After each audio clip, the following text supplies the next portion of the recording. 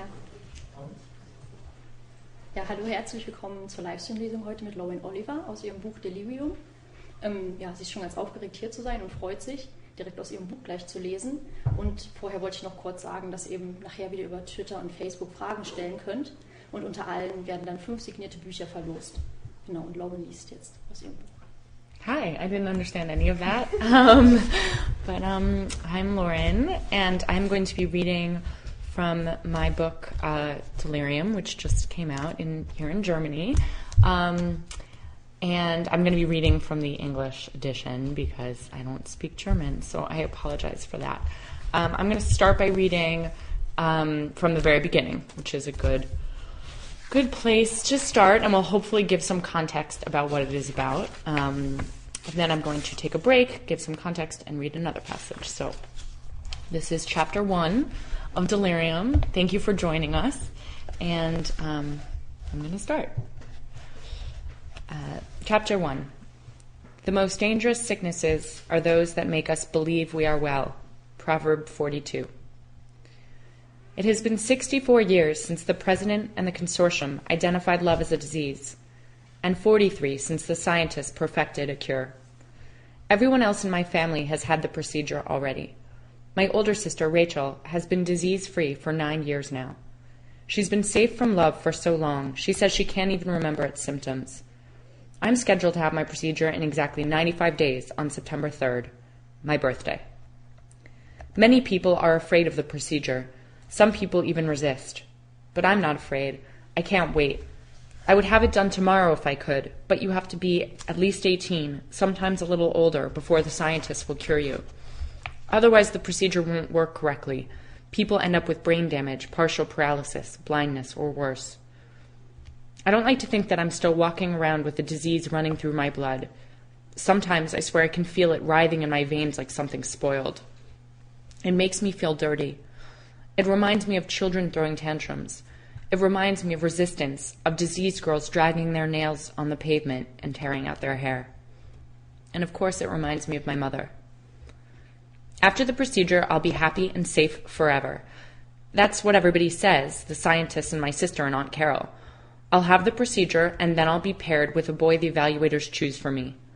In a few years, we'll get married. Recently, I've started having dreams about my wedding. In them, I'm standing under a white canopy with flowers in my hair. I'm holding hands with someone, but whenever I turn to look at him, his face blurs like a camera losing focus, and I can't make out any features. But his hands are cool and dry, and my heart is beating steadily in my chest. And in my dream, I know it will always beat out that same rhythm, not skip or jump or go faster, just womp, womp, womp, until I'm dead. Safe and free from pain. Things weren't always as good as they are now. In school, we learned that in the old days, the dark days, people didn't realize how deadly a disease love was. For a long time, they even viewed it as a good thing, something to be celebrated and pursued. Of course, that's one of the reasons it's so dangerous. It affects your mind so that you cannot think clearly or make rational decisions about your own well-being. That's symptom number 12, listed in the Amor Deliria Nervosa section of the 12th edition of the Safety, Health, and Happiness Handbook. Instead, people back then named other diseases, stress, heart disease, anxiety, depression, insomnia, never realizing that these were in fact only symptoms that in the majority of cases could be traced back to the effects of Amor Deliria Nervosa. Of course, we aren't yet totally free from the deliria in the United States. Until the procedure has been perfected, until it has been made safe for the under-18s, we will never be totally protected. It still moves around us with invisible, sweeping tentacles, choking us. I've seen countless uncureds dragged to their procedures, so racked by love that they would rather try to impale themselves on the barbed wire fences outside of the laboratories than be without it. Several years ago, on the day of her procedure, one girl managed to slip from her restraints and find her way to the laboratory roof. She dropped quickly without screaming. For days afterward, they broadcast the image of the dead girl's face on television to remind us of the dangers of the deliria. Her eyes were open and her neck was twisted at an unnatural angle, but from the way her cheek was resting against the pavement, you might otherwise think she had laid down to take a nap. Surprisingly, there was very little blood, just a small dark trickle at the corners of her mouth. 95 days and then I'll be safe. I'm nervous, of course. I wonder whether the procedure will hurt. I want to get it over with. It's hard to be patient. It's hard not to be afraid while I'm still uncured, though so far the deliria hasn't touched me yet.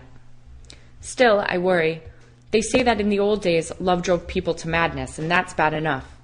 But they also tell stories of those who died because of love lost or never found, which is what terrifies me the most.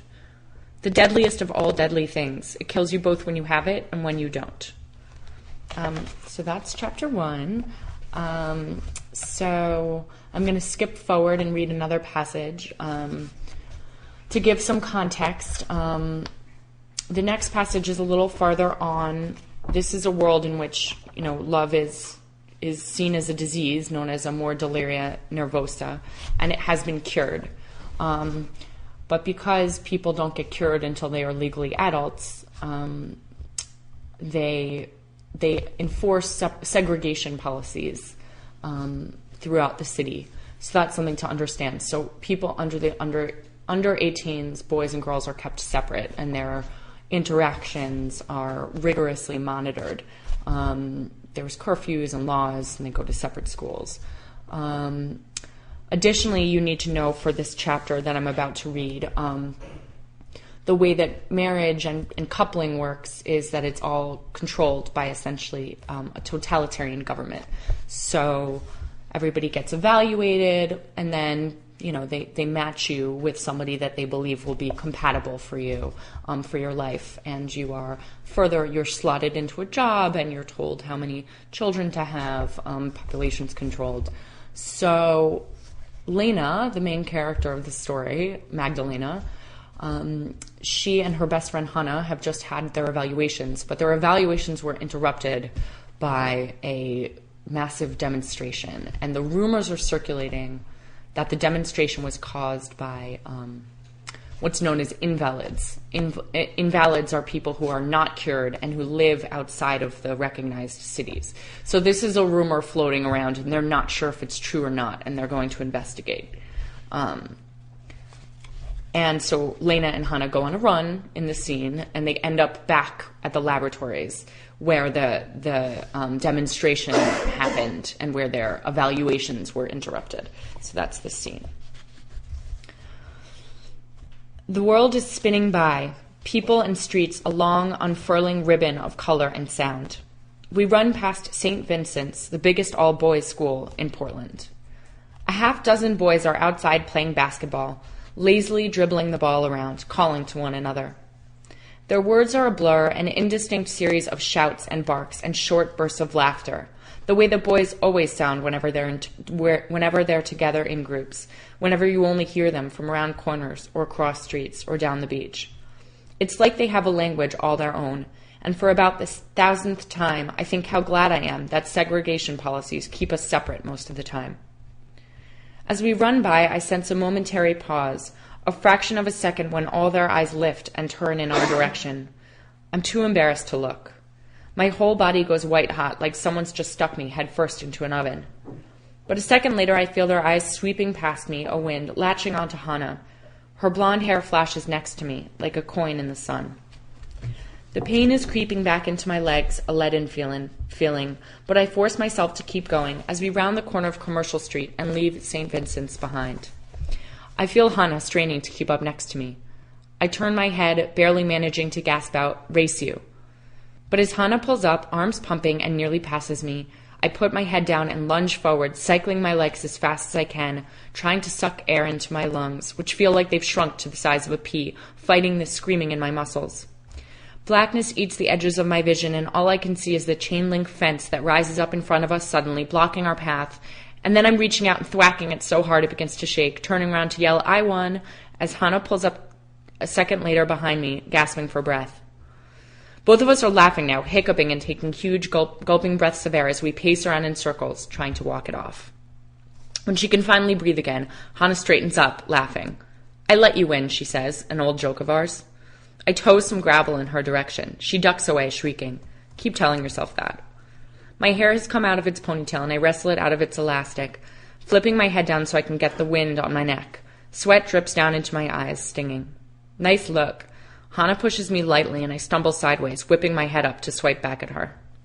She sidesteps me. There's a gap in the chain-link fence that marks the beginning of a narrow service road. This is blocked with a low metal gate. Hannah hops it and gestures for me to follow. I haven't really been paying attention to where we are. The service drive threads down through a parking lot, a forest of industrial dumpsters and cargo storage sheds.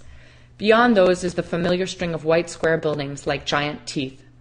This must be one of the side entrances of the laboratory complex. I see now that the chain-link fence is looped on top with barbed wire and marked at 20-foot intervals with signs that all read, "Private property, no trespassing, authorized personnel only."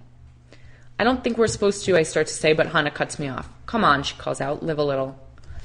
I do a quick scan of the parking lot beyond the gate and the road behind us. No one. The small guard hut just past the gate is also empty.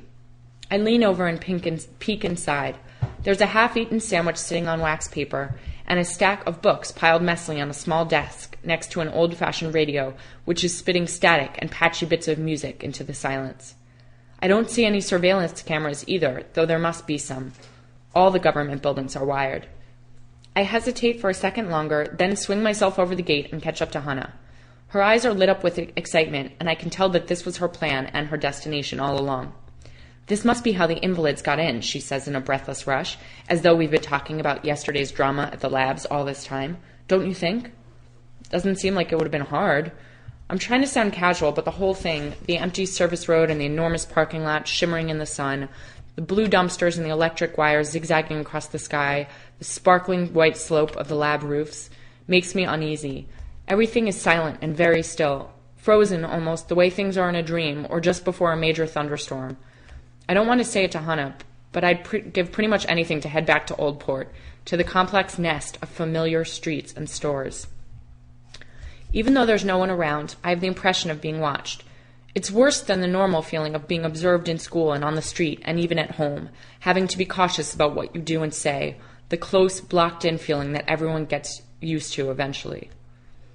Yeah, Hannah kicks at the packed dirt road. A plume of dust puffs up and resettles slowly. Pretty crappy security for a major medical facility. Pretty crappy security for a petting zoo, I say. I resent that. The voice comes from behind us, and both Hannah and I jump. I spin around. The world seems to freeze for an instant.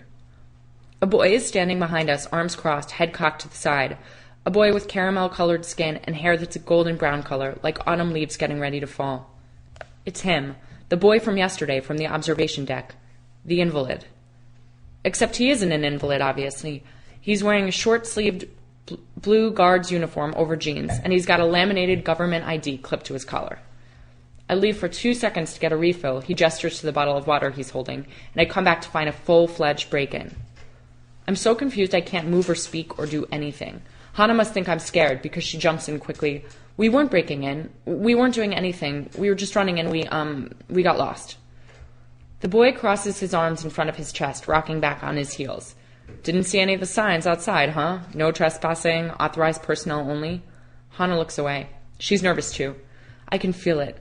Hannah's 1,000 times more confident than I am, but neither of us is used to standing in the open and talking to a boy, especially not a boy guard. And it must have occurred to Hannah that he already has plenty of grounds to arrest us. Must have missed them, she mumbles. Uh-huh. He raises his eyebrows. It's obvious he doesn't believe us, but at least he doesn't look angry. They're pretty subtle, only a few dozen of them. I can see how you might not have noticed. He looks away for a second, squinting, and I get the feeling he's trying to stop himself from laughing. He's not like any guard I've ever seen, at least not the typical guards you see at the border and all around Portland, fat and scowly and old. I think about how sure I was yesterday that he came from the wilds, the solid certainty deep inside of me. I was wrong, obviously. As he turns his head, I see the unmistakable sign of someone who is cured. The mark of the procedure, a 3-pointed scar just behind the left ear, where the scientists insert a special 3-pronged needle used exclusively for immobilizing the patient so that the cure can be administered. People show off their scars like badges of honor. You hardly see any cureds with long hair, and the women who haven't lopped off their hair entirely are careful to wear it pulled back. My fear recedes. Talking to a cured isn't illegal. The rules of segregation don't apply. I'm not sure if he has recognized me or not. If so, he hasn't given any sign of it. Finally, I can't take it anymore, and I burst out, I saw you... At the last second, I can't finish the sentence. I saw you yesterday. You winked at me. Hannah looks startled. You two know each other? She shoots a look at me. Hannah knows I've hardly ever exchanged 2 words with a boy before, unless it's excuse me in the street or sorry for stepping on your toes when I trip on someone. We're not supposed to have more than minimal contact with uncured boys outside of our own families. Even after they've been cured, there's hardly a need or excuse for it, unless we're dealing with a doctor or teacher or someone like that. He turns to look at me. His face is completely professional and composed, but I swear I see something flickering in his eyes, a look of amusement. No, he says smoothly, we've never met. I'm sure I would remember. The flash in his eyes is back. Is he laughing at me? I'm Hannah says, and this is Lena. She jabs me with an elbow. I know I must look like a fish standing there with my mouth gaping open, but I'm too outraged to speak. He's lying. I know he's the one I saw yesterday, would bet my life on it. Alex, nice to meet you. Alex keeps his eyes on me as he and Hannah shake hands. Then he extends a hand to me. Lena, he says thoughtfully, I've never heard that name before. I hesitate. Shaking hands makes me feel awkward, like I'm playing dress-up in an adult's too big clothing. Besides, I've never actually touched skin to skin with a stranger. But he's just standing there with his hand out, so after a second I reach out and shake. The moment we touch, a tiny electrical shock buzzes through me, and I pull away. It's short for Magdalena, I say. Magdalena. Alex tips his head back, watching me from narrowed eyes. Pretty. That's it. Thanks. So, dann könnt ihr jetzt also Fragen über Twitter und Facebook stellen und da sind auch schon ein paar drin. So we'll start with the questions right now. Alina is asking, how did you come up with the idea of writing about love as a disease? Well, the idea for love as a disease came from a couple different places. One was I was just really thinking about writing a modern love story. And then I actually was at the gym on the treadmill and I was watching a news report. This was several years ago. It was about swine flu and a panic that happened in New York about swine flu.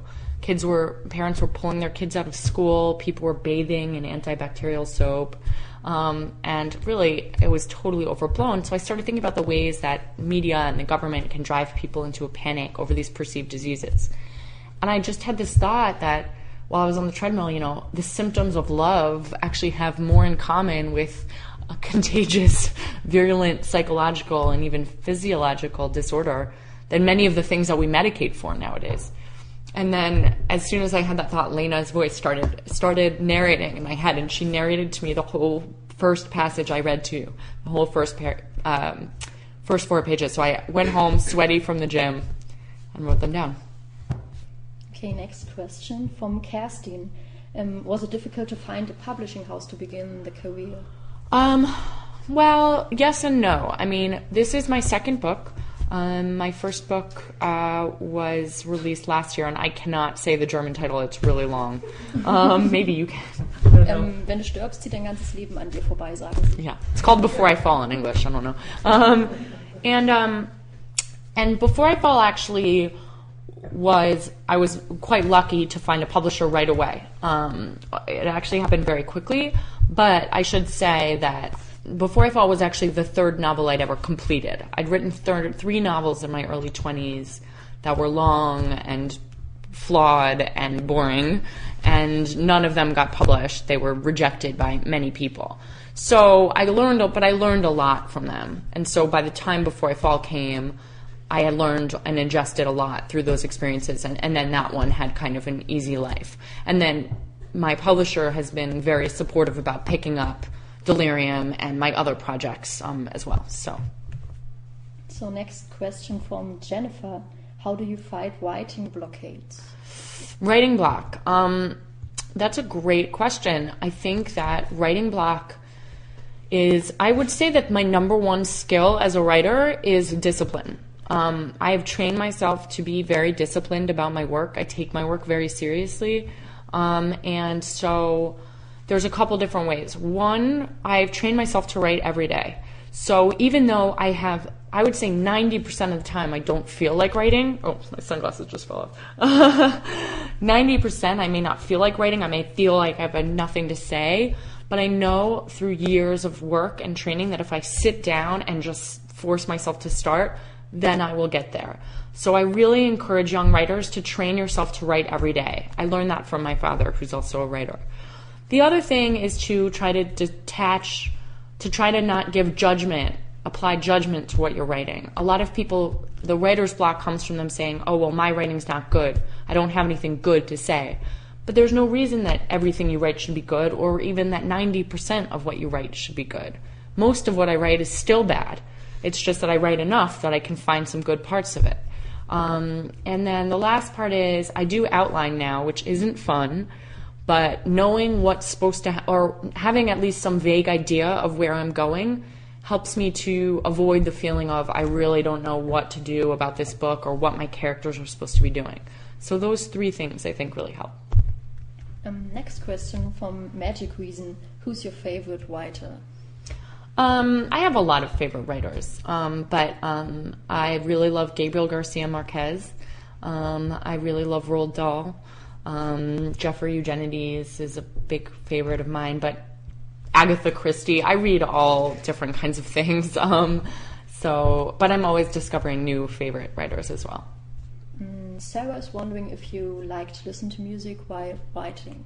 I don't listen to music while I'm writing because it affects the tone of my writing. So if I'm listening to a really sad song, I'll suddenly be writing in a really sad way, even if I'm writing a party scene. But I do find music really useful for evoking, before I start writing, for helping me get into moods and a lot of the character's psychology. So I like to think about what my character's favorite songs would be. And then I listen to them kind of before I start writing, and just to kind of insert me into the mood of the book. Buchrücken is asking, which cover do you like most, the English or the German version, or maybe another? Yeah, no, I actually really love them both. This is the English-American version. The German cover is definitely my favorite of any foreign edition cover. I don't know. I like them the same, I think. I think they're both really interesting. So I really love the German cover, I have to say. Another question from my favorite random foreign cover, I think it's Bulgaria. Oh no, that's for my first book. But anyway, it has nothing to do with the book at all. I got the cover and I felt like they'd put a different random cover on, but it's cool, but it just has nothing to do with my book. So I kind of like it when things like that happen too. Okay, so another Twitter question from Fuela Bella. When did you start writing stories and why?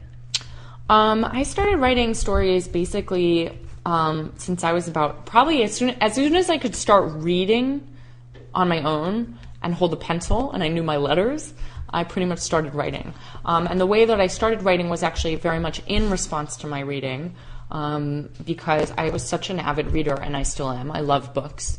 That when I read a story that I really loved, I wouldn't want it to end. So I would write sequels to it. I would start writing sequels to it. So it was an early version of fan fiction. And I just didn't have an internet to post it on. And I actually do think that that's a really also good way for young writers to practice writing, because it helps you. You are forced to explore a lot of different voices and a lot of different settings and a lot of different characters. And I think that exploring different identities as a writer can actually help you ultimately find your own identity. So a question from Mortal Bookshelf. Do you know what you're going to write after finishing Requiem? Why did you have to ask me that? No, I don't. I have a bunch of ideas. I have a bunch of ideas, but nothing yet determined. I'm also writing middle grade now, so I'm writing books for younger readers from 8 to 12. This just came out in the States, and it will eventually be published in Germany, although it will be published after the trilogy. And I'm really loving that. I have a second one that I completed that will be out next fall in the U.S. So I could do another middle grade. I know I will also write more teen stuff, but it kind of just depends on which story appeals to me first. But for right now, Requiem is like the book that will not end. It just will not end. I'm at 120,000 words, which is long. So I'm just focused on getting through that. Another question from Melanie. Do you write with a laptop or by hand, in bed or at the table, outside or inside? Yeah. The answer to that is all of the above, and one that you didn't say, which is I write often on my BlackBerry. I love writing at my computer at home with coffee and, you know, having it be cozy, but I'm often traveling. I'm very busy, and I do editing and lots of other stuff. So I often don't have the luxury of writing on my computer. So I write often on airplanes and while I'm waiting. Actually, before I was waiting for the live chat, I did like 200 words of writing on my BlackBerry. And my first book, I wrote almost exclusively on my BlackBerry because I had a full-time job and I was a full-time graduate student and I had a part-time job.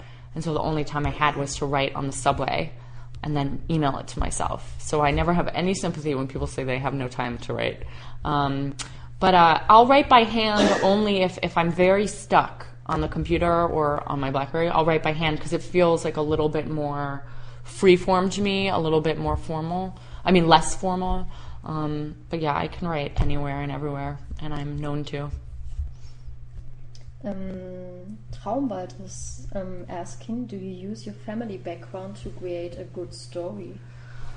Well, I mean, I definitely pull from real life. I definitely pull from my observations of the world around me. In terms of family background, I mean, I can say that my childhood was a deeply creative childhood. My parents are both literature professors. My father's a writer. He writes books, nonfiction books about serial killers, so slightly different material, but nonetheless.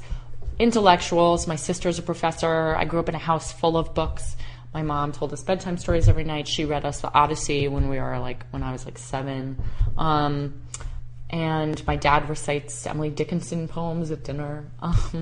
So that there was not a clear boundary between real life and imaginative life. I passed very easily between them. And I think that has definitely remained the truth and has influenced how I write now and how I can pass kind of very easily into an imaginative landscape versus a real one.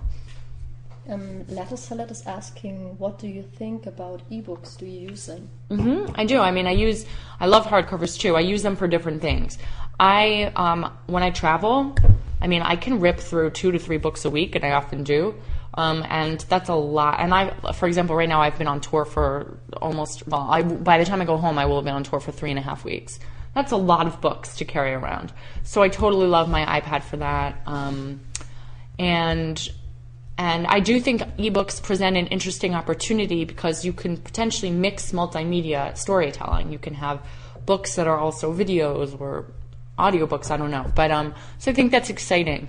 That said, I love hardcover books. There's something very, very special about them. There's something very special about being able to hand somebody else a book that you love that's physical. And, you know, of course, to have a book that a favorite author can sign and touch. So I think that they're useful for different things. Actually, often what I do, and I've heard many of my friends do this, I'll buy a book on ebook, and if I really love it, then I'll buy it in hardcover as well. If I don't love it, whatever, you know. It's Paper Thin wants to know if you like to be in contact with your readers and if you also read the reviews about your books. No, I hate being in contact with my readers. No, just kidding. Yeah, I love being in contact with my readers. My readers usually are really great. Do I read reviews? I read the occasional reviews, but no, for the most part I don't. And it's not because I don't care what people have to say. It's because, you know, it will influence you, and it can be paralyzing. It can be paralyzing because people always have very different opinions about your work. Sometimes people are very mean, but even if they're very nice, that can be paralyzing too. So I think it's really important to shelter yourself as much as possible from that, because otherwise you're not going to be telling an authentic story. You'll start unconsciously trying to please other people, and that's not the best way to produce a good book. So typically I will read the reviews that my agent and editor send to me that they think it's important for me to see. But other than that, I actually try to avoid it. Another question for magic reason. What's the most exciting thing you did in your life? Probably something I can't repeat on in public. I don't know, being a writer is pretty exciting. I mean, like, dangerous. I'm not that much of a daredevil, but I have, like, jumped off cliffs and into the ocean and stuff. Yeah, but probably being a full-time writer and touring a lot, I think that's pretty exciting. I don't know, now I'm thinking my life is boring. So then maybe the next question is a good one. Traumwald is asking, what about was your favorite moment at the Frankfurt Book Fair? My favorite moment at the Frankfurt Book Fair was probably, I mean, I have a lot of friends who work in publishing, and there are a lot of friends who we only see each other at these book fairs, like twice a year in different places. So, to be honest, my favorite moment at the Frankfurt Book Fair was probably drinking wine with one of my best friends who I never see. But I don't know, I did a little TV segment yesterday, and I really, really enjoyed that. I was with a wonderful German writer who was just so sweet about my books. And I just had a lot of fun, even though I couldn't understand a word of what was being said around me. So that was great. And it was really great also, too, meeting all of the Carlsen team, my publishers here, because it was nice being able to put face to all these names and to see my editor here, whom I really like, and all of that. So the next question is from Franziska, and she wants to know, are your books published in Russia? That's a great question. I'm not sure. I should check with my foreign agent. I think they are, yeah. I'm pretty sure they are. They're published in a bunch of places. I'm pretty sure there's a Russian edition. If not, I'm going to get right on it, and I'm going to sell those rights. So stay tuned. Julia is asking, how long did it take you to write Delirium? About a year. My books typically take me about a year to write, and then there's additional time to edit. Usually from the time I complete a book to the time I end, it's about, to the time, rather, it hits shelves, about 2 years have elapsed. So I'm searching for the next question. Or maybe I take one of mine. Give people time to catch up. Oops. Yeah. Lately, a lot of dystopian novels have been released. Did you have the idea to write a book like Delirium before or after the hype started? Definitely before. I find, some people love writing into genres, and I think that's wonderful. It's not where ideas come from for me. I actually had heard the word dystopian about 2 times in my life before I wrote Delirium. And that's fine. Honestly, it ultimately ended up being great because it kind of means, I don't even know, this might be a German word, but, there's this concept called zeitgeist. Is that a German word? I don't know. But zeitgeist is like the movement of the population, like thoughts, what the population's thinking. So I ended up being right in tune with the zeitgeist, which was great. But I definitely don't write into genres. I get ideas for stories and characters. So far I've written 1 contemporary YA, 1 dystopian YA, 1 fantasy middle grade, another very different fantasy middle grade. I have an adult book that I'm working on now. So I really just kind of go where the ideas take me. Do you know exactly what is going to happen in your book before you start writing? Well, I don't usually know exactly what's going to happen. I do try to, I do outline. I force myself to outline now. I didn't for years of my life, but I was writing these 800-page novels that had absolutely no plot. Those were all the ones that were getting rejected in New York. So I do outline. It's not that I know exactly what's going to happen, but I do know roughly in each scene what I want. What's interesting that I find every time, though, is that still often what happens as you move farther into a novel is that your characters do start resisting you, and different things start happening, so they don't always take you exactly where you want to go. So, I plan it in advance, but then I revise as the process becomes more fluid. A question from Nicole. She's asking, how do you feel about fan fiction based on your books? Awesome. Please write some. I think it's great. Yeah, no, I think it's great. It's a huge testament to, it's very flattering. And also, as I said, that's how I basically started writing. And I think it's awesome when people do that. I'm really hoping for porn fan fiction made out of my book someday. That's how you know you've really made it. Another question from our stream. Do you think true love exists? Yes, I have found it myself. If you like it, then you should have put a ring on it. I'm searching at Facebook, I think.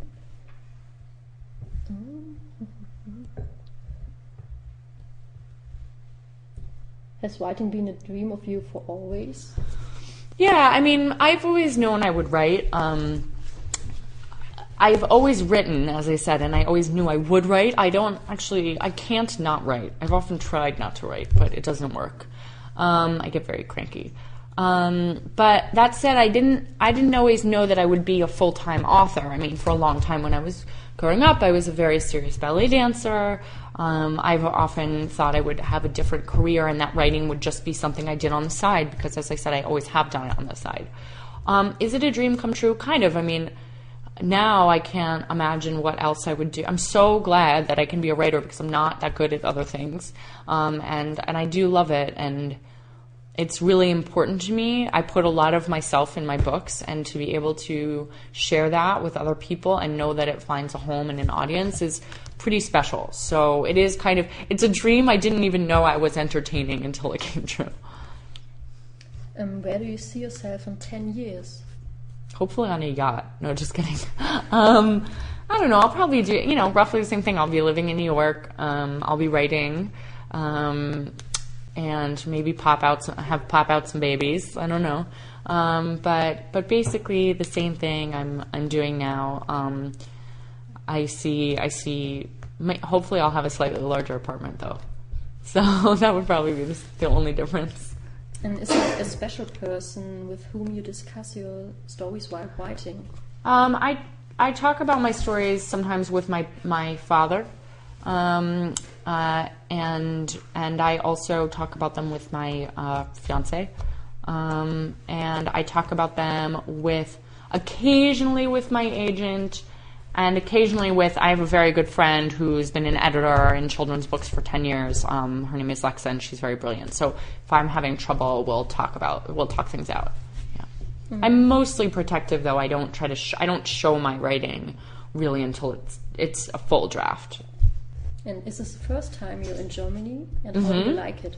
It's good. It's fun. I mean, I was in Frankfurt and saw primarily the inside of the convention center, which is not the best place to have a little tour. But Munich looks really beautiful. I'm going to go on a run hopefully tomorrow in the park. And I'm really enjoying myself. I love traveling, and I love going to new places. And I really enjoyed the train from Frankfurt to Munich. It was absolutely gorgeous.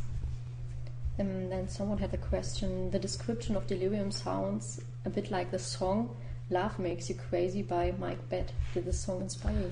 I don't know that song, but, certainly there are a lot of songs and pieces of art that compare, and even whole philosophies that compare the passions, passionate feelings, to kind of a form of disease. I mean, there was a whole philosophical movement back in the day, and by back in the day I mean ancient Greek times, that saw passionate feelings as basically kind of this frenetic weakness that needed to be eradicated in order to find kind of happiness and stability. So the idea has been resurging and popping up in different ways and in different forms for a while now. How did your life change since you're a successful author? Oh, I mean, completely. I'm much happier now. I also get a lot more sleep. I mean, I was working really, really hard. As I said, when I was writing my first book, I had a full-time job, a full-time graduate school, and a part-time job, and I slept about 4 hours a night, and I used to wake up crying. So that was my sob story. And I was just always running around, and now I travel a ton more. I have a very free schedule, which is wonderful. And and I just feel much more fulfilled and much more happy, much happier. So it's definitely been wonderful. So now we have a question from that Evo. Do you have any role models? Yeah, I have lots of role models. I mean, you know, I don't know. I'm inspired mostly by goodness, though, in the world. I'm inspired by people who give of themselves to other people. Those are, I think, the most important role models for me. And I'm inspired, too, by just people who know kind of daily how to work, how to show up, how to do what they say they're going to do and be honest with themselves and other people. So I kind of find inspiration in the goodness of just even the regular people that I know. And do you like the idea of being a role model yourself, especially for young readers?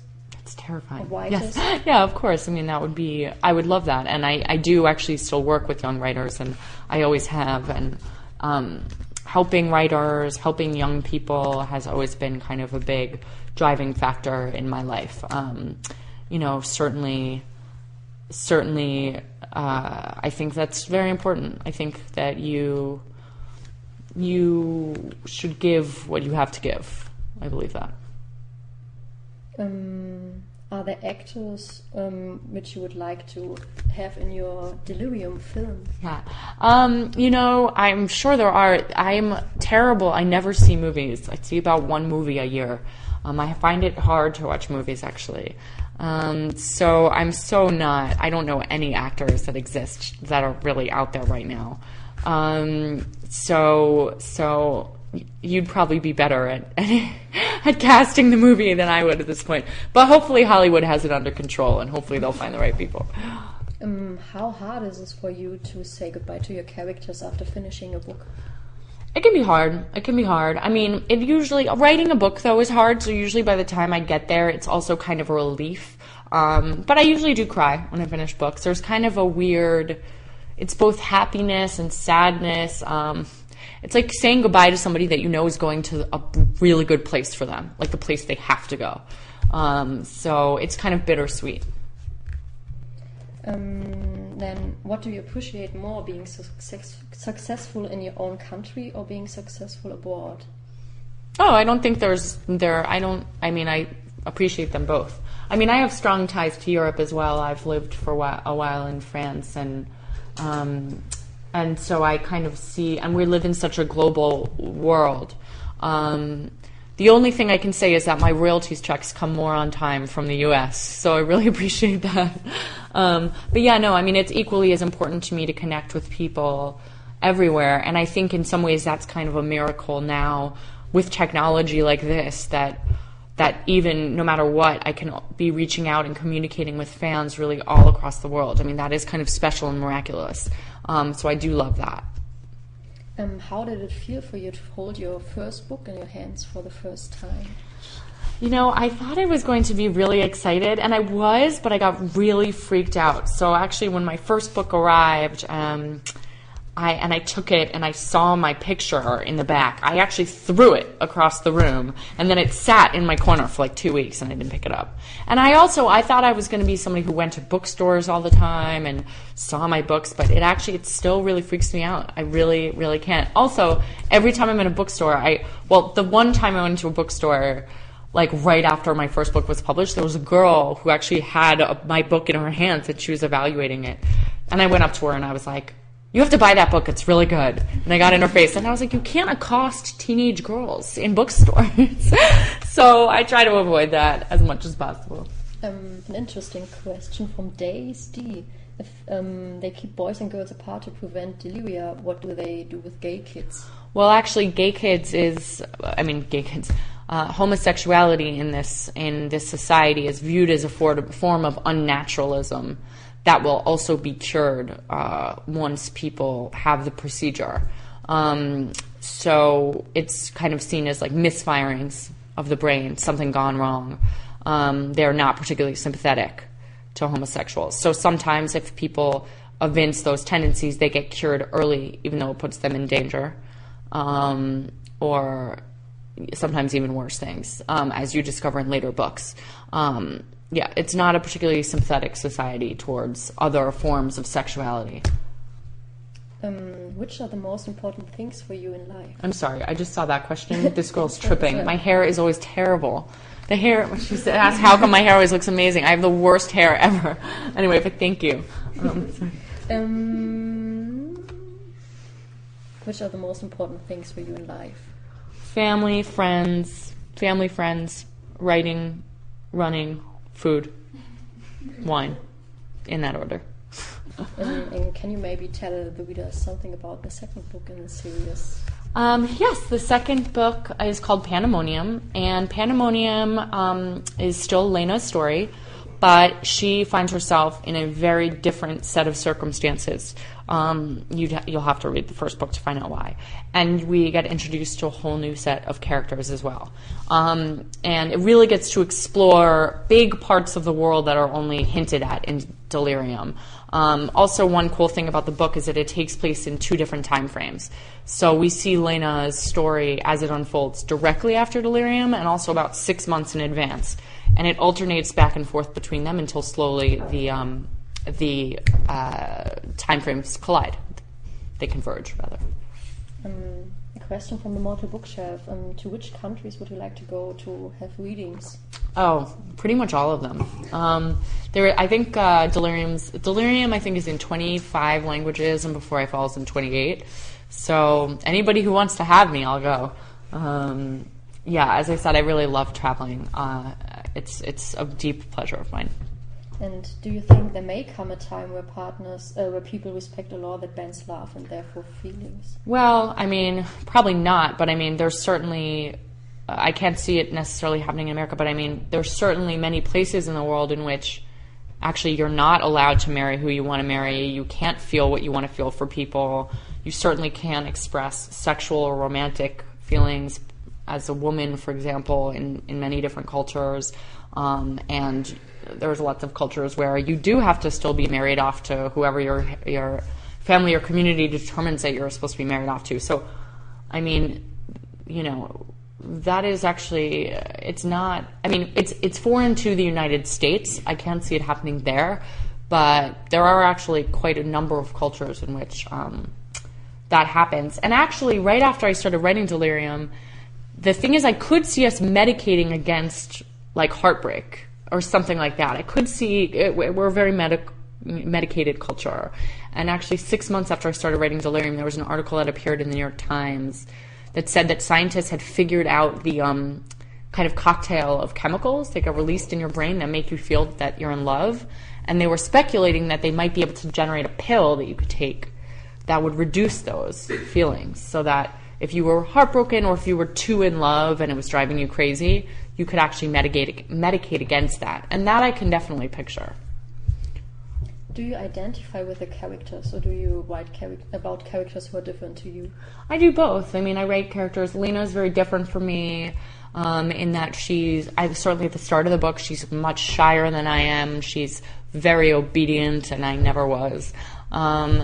But you have to put things into your characters that are you. You have to understand them, I believe. You really, truly have to understand them and identify with them in order to make them even seem realistic, and in order to really care enough to spend time with them for, you know, a whole year and more with revisions over the course of 380 pages or whatever it's going to be. So I think it's kind of, it's both.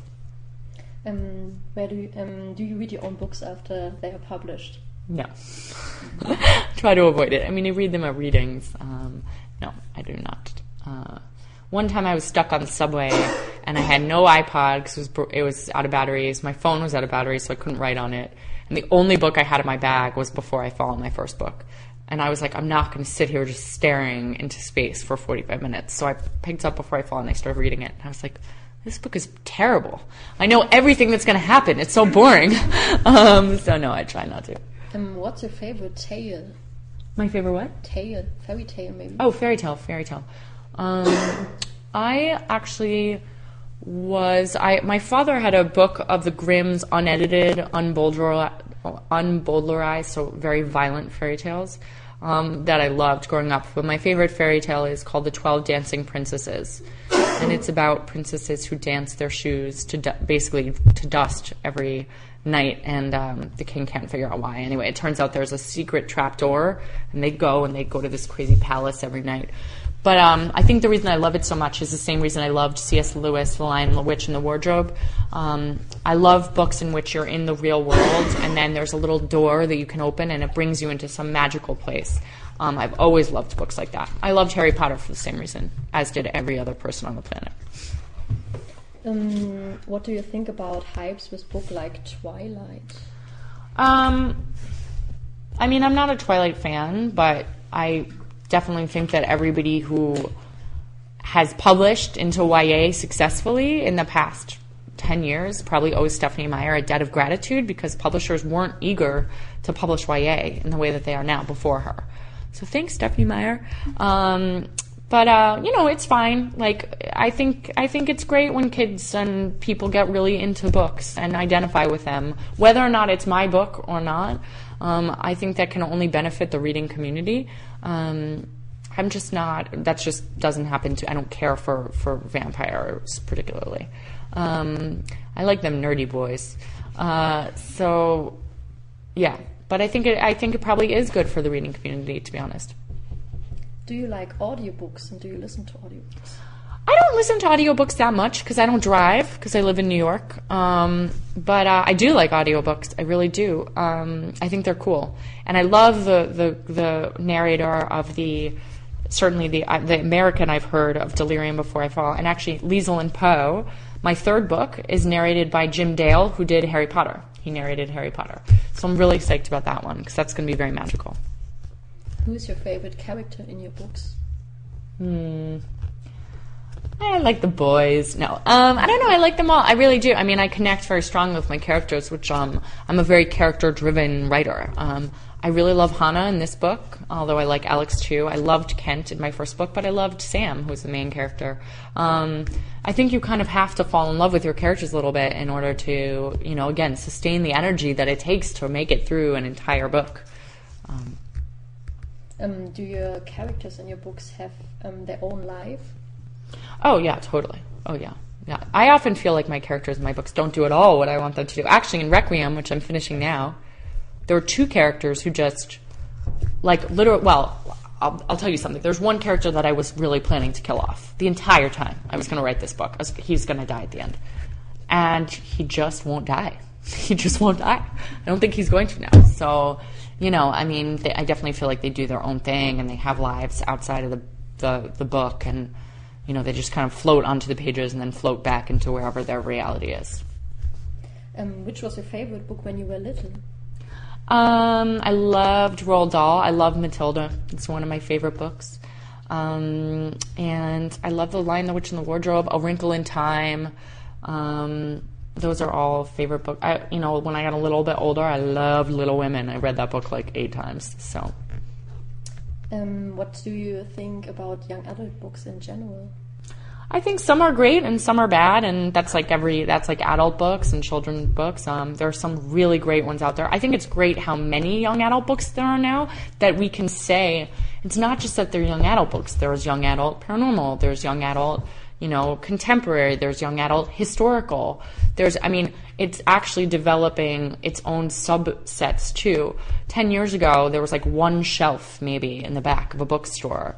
And it had Sweet Valley High on it, which I love Sweet Valley High, but, now there's just a huge range, and it's much more expressive of how many different young adults there are in the world and how many different tastes. And again, I think some are really great, beautifully written, strong narratives, and some are not, just like any other kind of book there is out there.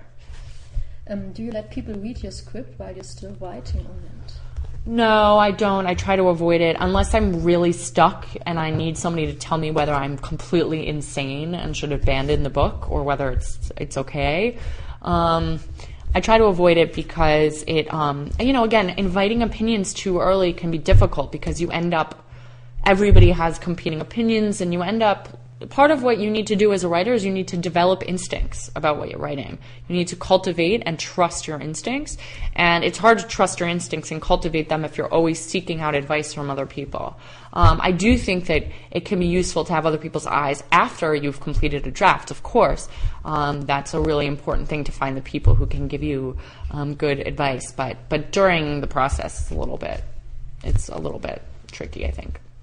Have you already read books from German authors which were translated in the English?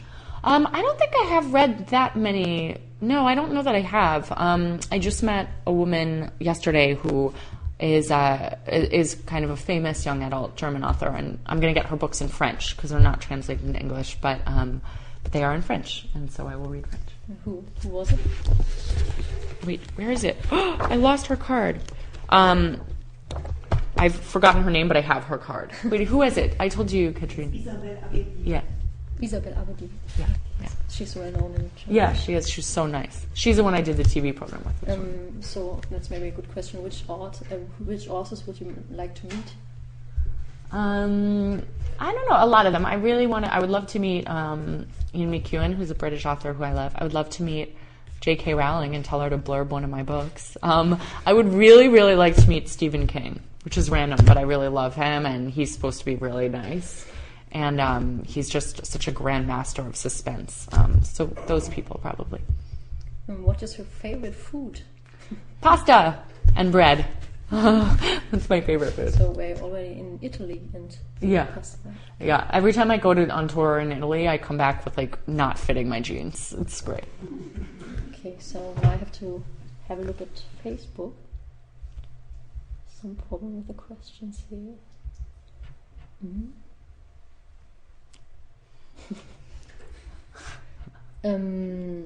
Did you ever doubt about the idea to write books? Yeah, I mean, I've doubted both about my own individual ideas and about the whole idea of being a writer. Honestly, there's still some days where I'm like, all right, that's it, I'm going to be a waitress. It's hard. You put yourself out there a lot, and people, again, say mean things, or, don't have the reaction you were expecting them to have, or misunderstand your intentions, and it can be really, it makes you vulnerable.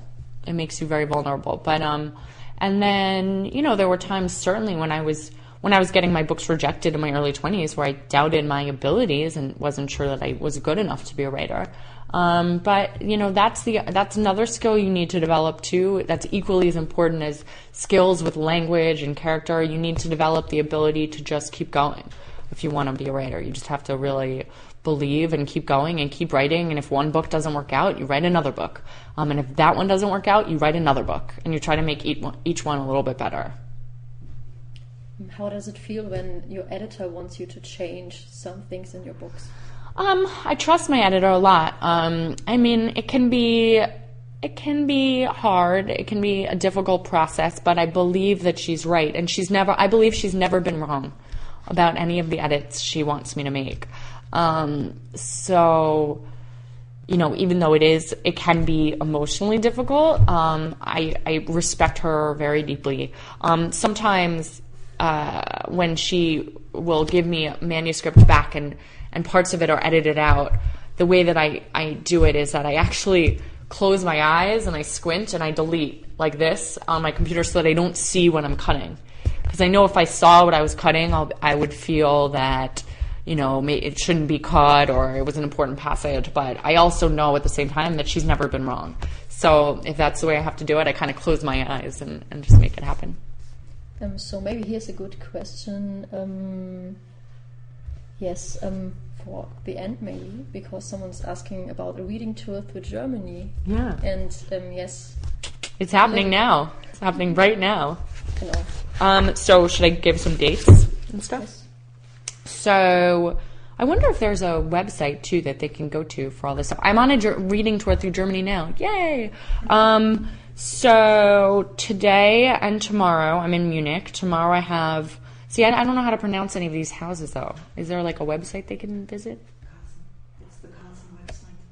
Which is what? www.carlsen.de? Genau. Yeah. So if you go to www.carlsen.de, that's my publisher, and look me up, it should list all of my dates, because I'm going to be here for the next 4 days, and everyone should come see me. So that's what I would do, because I can't pronounce where these readings are happening.